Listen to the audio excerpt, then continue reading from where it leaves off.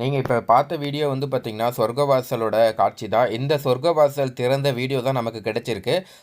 அந்த வீடியோவும் இதில் இணைச்சிருக்கோம். ஸோ அது பார்க்கறதுக்கு முன்னாடி ஒரு சில சின்ன சின்ன தகவல்கள் நம்ம தெரிஞ்சுக்கிட்டால் தான் நமக்கு வந்து பார்த்திங்கன்னா அதனுடைய முழு பலன்கள் கிடைக்கும் அப்படின்னே சொல்லலாம்.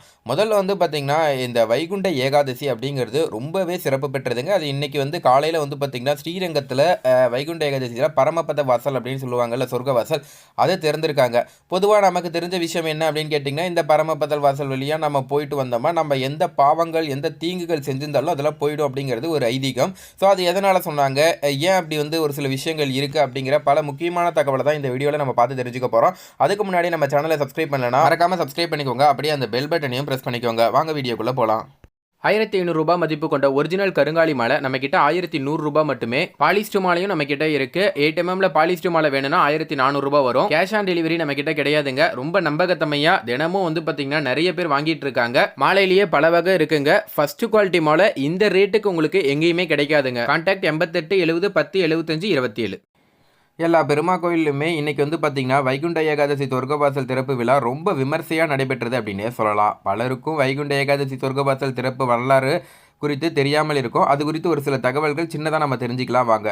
முனிவர்களையும் தேவர்களையும் முரண் என்ற அரக்கன் ஒருவர் துன்புறுத்தி வந்தாருங்க. ஒரு அரக்கன் தான் வந்து முனிவர்களாக இருக்கட்டும். அந்த காலத்தில் இப்போது நம்ம எப்படி இந்த பூலோகத்தில் வாழ்கிறோமோ அதுபோல் சொர்க்கலோகம், அதுபோல் தேவர்கள் வாழும் யோகம் அப்படிங்கிற மாதிரிலாம் லோகம் இருக்குங்க.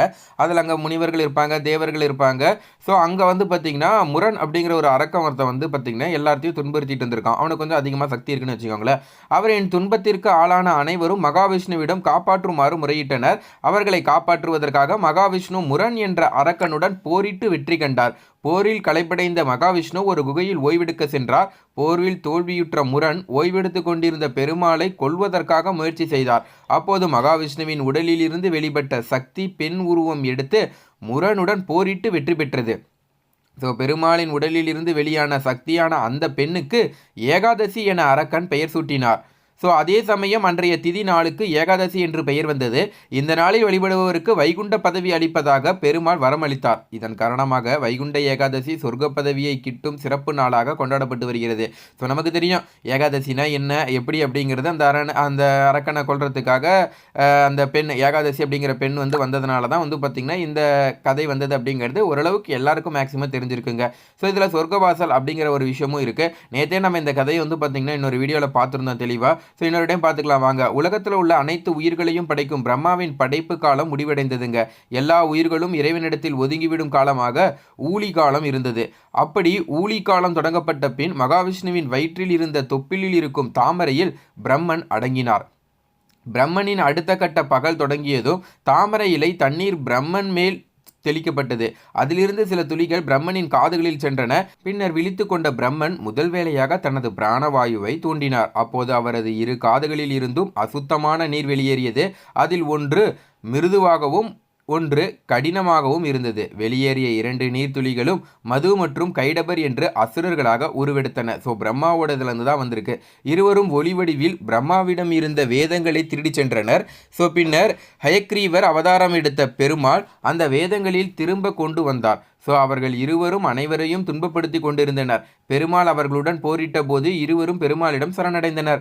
நாங்கள் இருவரும் எப்போதும் உங்களிடம் இருக்க வேண்டும் என கோரிக்கை விடுத்தனர். பெருமாளும் அப்படியே வரத்தை அருளினார். அதே சமயம் வைகுண்ட ஏகாதசி நாளில் திருவரங்கத்தின் வடக்கு வாசல் வழியாக தாங்கள் வெளியே வரும் பொழுது உங்களை தரிசிப்பவர்களுக்கு அனைத்து பாவங்களையும் நீக்கி முக்தி அளிக்க வேண்டும் அப்படிங்கிற மாதிரி வந்து பார்த்திங்கன்னா அந்த அரக்கர்கள் கேட்டுக்கிட்டாங்க. இதன் காரணமாகவே வைகுண்ட ஏகாதசி சொர்க்க வாசல் உருவானது. மது மற்றும் கைடபர் ஆகியோரை பெருமாள் அடக்கியதால் அவருக்கு மதுசூதனன் என்ற பெயரும் வந்தது. ஸோ இது மட்டும் இல்லைங்க, இன்னும் ஒரு சில விஷயங்கள்லாம் நமக்கு இருக்குது. அதுக்கு முன்னாடி ஸ்ரீரங்கத்தில் சொர்க்கவாசல் இன்றைக்கி திறந்திருப்பாங்கல்ல, அந்த காட்சியை நீங்கள் பார்த்துட்டு வாங்க. அதை பார்த்தாவே உங்களுக்கு வந்து பார்த்திங்கன்னா கோடி புண்ணியம் கிடைக்கும் அப்படின்னே சொல்லலாம். அது மட்டும் இல்லாமல் உங்கள் பாவங்கள் அனைத்துமே நீங்கும் அப்படிங்கிற மாதிரியே சொல்லலாம். ஸோ அதுக்கு நீங்கள் என்ன பண்ணணும்னா இன்றைக்கி ஃபுல்லாக மேபி அதாவது ஓம் நமோ நாராயணான்னு மகாவிஷ்ணுவோட எந்த இதாக இருந்தாலும் இருக்கலாம், ஓகேங்களா? இதுதான் சொல்லணும் அப்படின்லாம் கிடையாது. எதுவாக இருந்தாலும் மகாவிஷ்ணுவை மனசார நினச்சிக்கிட்டா போதுங்க.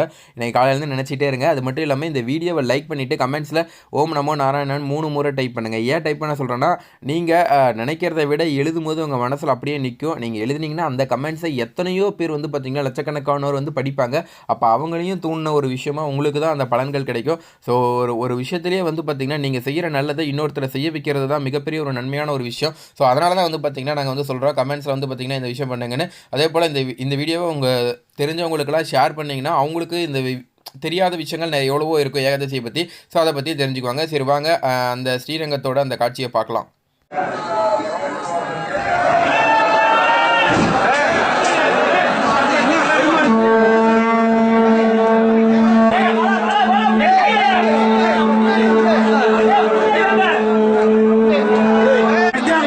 சொர்க்கவாசல் திறந்ததை பார்த்தீங்க. பார்க்கும்போது இந்த வீடியோவை லைக் பண்ணிவிட்டு கமெண்ட்ஸில் ஓம் நமோ நாராயணா அப்படிங்கிற மாதிரி டைப் பண்ணிவிடுங்க. உங்களுக்கு அத்தனை வகையான பாவங்களும் தீரும். சரி ஓகே, இன்னொரு விஷயம் என்ன அப்படின்னு கேட்டிங்கன்னா, இந்த சொர்க்கவாசல் திறக்கும்போது ஒரு அதிசயம் நடந்திருக்குங்க. அதுதான் வந்து பார்த்திங்கன்னா கருடாழ்வார் வந்தது. எல்லாருக்குமே தெரியும், பெருமாளோட வாகனமே கருடன் தான். அப்படி பெருமாள் வந்து அந்த வழியாக வரும்போது கருடன் வராமல் இருப்பாரா? ஸோ ஸ்ரீரங்கம் கோயிலை வந்து பார்த்திங்கன்னா கருடன் அந்த டைமில் சுற்றிருக்காரு. ஸோ பொதுவாகவே சொல்லுவாங்க, எந்த ஒரு ஊராக இருந்தாலும் ஒரு கும்பாபிஷேகம் பண்ணுறாங்க அப்படின்னு சொன்னாவே அங்கேருந்து கருடன் வந்து அதை வட்டமிடணுங்க. அப்படி வட்டமிட்டால் மட்டுமே கடவுள் நேரடியாக வந்து அந்த கும்பாபிஷேகத்தை ஏற்றுக்கிட்டாரு அப்படிங்கிறது வந்து பார்த்திங்கன்னா ஒரு ஐதீகமாக பார்க்கப்பட்டு வருது. எல்லா ஊர்கள்லையுமே சின்ன கோயிலாக இருந்தால் கூட அப்படி தான் வந்து பார்த்திங்கன்னா பார்க்கப்பட்டு வருது. ஸோ அதே போல தான் பெருமாள் அவர்கள் எங்கே இருந்தாலும் எந்த இடத்துல எப்படி வந்தாலும் அங்கே கருடாழ்வார் வருவார்.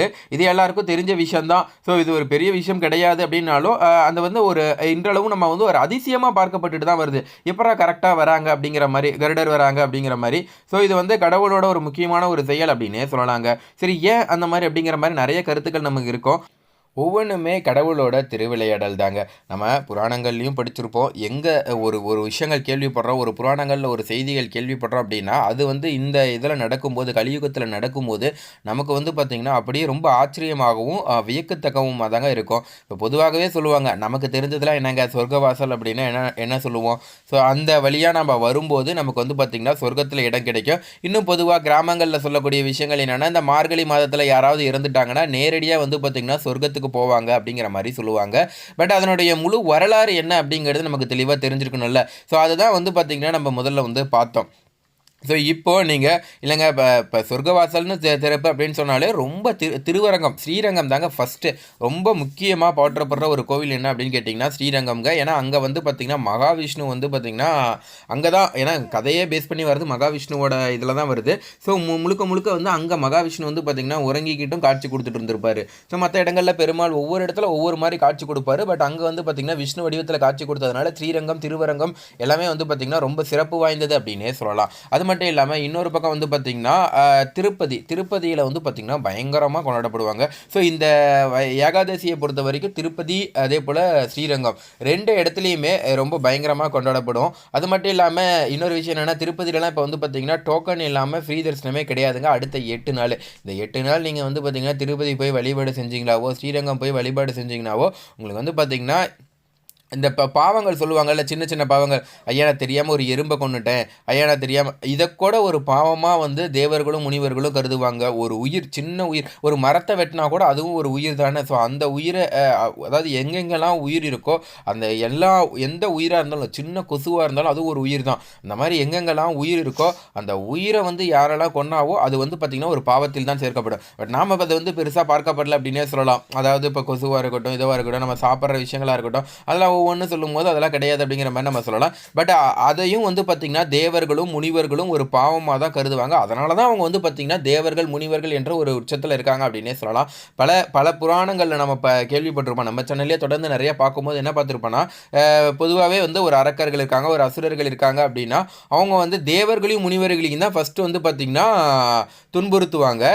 ஸோ ஏன்னா அவங்க வந்து ஒரு விஷயத்துக்கு கூட தீங்கு செய்யாதவங்க. அப்போ எப்படி போய் எறும்புக்கே தீங்கு செய்யாதவங்க ஒரு அசுரர்கள் வராங்கன்னா அவங்களை அழிப்பாங்களா? ஒட்டுக்கா 10 பேர் சேர்ந்து அழிப்பாங்களா? அழிக்க முடியாது. சக்தி இருந்தாலும் ஒன்றும் பண்ண மாட்டாங்க.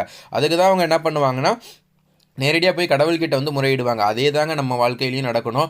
எந்த ஒரு பிரச்சனை இருந்தாலும், எந்த ஒரு விஷயம் இருந்தாலும் நேரடியா நீங்க கடவுள்கிட்ட முறையிடுங்க. அந்த கடவுள் வந்து பார்த்தீங்கன்னா, உங்கள காப்பாத்துவாரு. அந்த நம்பிக்கையோட நம்ம இருந்தோம்னா, கண்டிப்பா இந்த வீடியோவ வந்து பார்த்தீங்கன்னா, ஒரு லைக் பண்ணுங்க. ஏன்னா நம்பிக்கை ஒண்ணு மட்டும் தாங்க நம்மளுடைய வாழ்க்கையில மிகப்பெரிய ஒரு விஷயமா பார்க்கப்படுது. கண்டிப்பா வந்து பார்த்தீங்கன்னா, செய்த பாவங்களும் அதுக்கான தண்டனைகளும் கிடைக்கும் அப்படிங்கிறது தான் ஒரு நம்பிக்கை. அத பேஸ் பண்ணி தான் இந்த உலகம் இயங்குது அப்படிங்கிறத நெறைய பேர் புரிஞ்சிருப்பீங்க அப்படின்னே சொல்லலாம். சரி, ஓகே. நீங்க இந்த வீடியோ பார்த்துட்டு இருக்கீங்க அப்படின்னா மறக்காம லைக் பண்ணுங்க. இன்னும் நிறைய விஷயம் திருப்பதியில நடந்த சொர்க்கவாசல் அடுத்தடுத்த வீடியோக்கள்ல நம்ம பார்க்கலாம். அதையும் பார்க்கணும்னு நினைச்சீங்கன்னா நம்ம சேனலை சப்ஸ்கிரைப் பண்ணிக்கோங்க. நன்றி, வணக்கம்.